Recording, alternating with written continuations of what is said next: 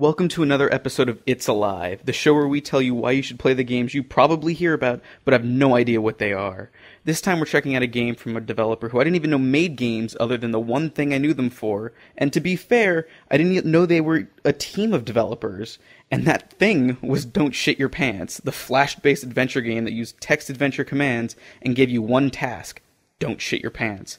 Now they're giving us Rogue Legacy, a game that appears to be a roguelike with a Metroidvania-esque map. Regardless of the act of actually playing the game, Rogue Legacy attempts to mix up the roguelike formula by adding an element of purpose and choice in each death and new playthrough. And a real quick aside for those who don't know, roguelikes are called that because of a game that introduced the formula called Rogue. Rogue Legacy changes things by, instead of simply starting at the beginning with your newly acquired gear and upgrades, you start each new run by choosing the child of your hero from one of 3 randomly generated characters with certain traits. This is where Rogue Legacy sets to differentiate itself. These 3 randomly generated characters have names that, as they get further down the genealogical line, will become the namesakes of previous heroes, which I found a very nice touch.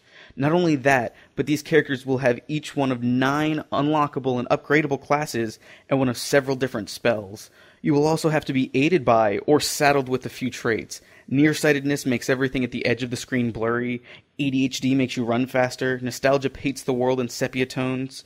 Some help, some hurt, some just exist. True to its goals, it's this random element that adds to and makes Rogue Legacy an experience that stands out.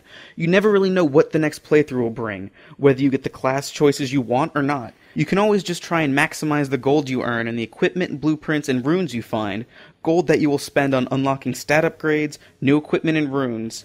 This equipment will aid you in normal stat boosting ways, potentially have bonus attributes, and the runes grant special abilities like the ability to jump more than once, or sprint, or leech health and mana back. You can also sacrifice a percentage of the gold that you will earn on your next run to keep the castle's layout the same, since it changes every life. Before you start a run, though, you have to give all of your unspent gold to Charon, the gatekeeper, to gain entry.